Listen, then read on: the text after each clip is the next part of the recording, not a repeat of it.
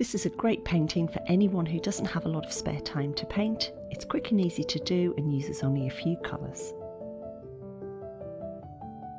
I've painted my canvas a lovely rich blue colour using phthalo blue and phthalo green, but you can paint your canvas any colour that you like.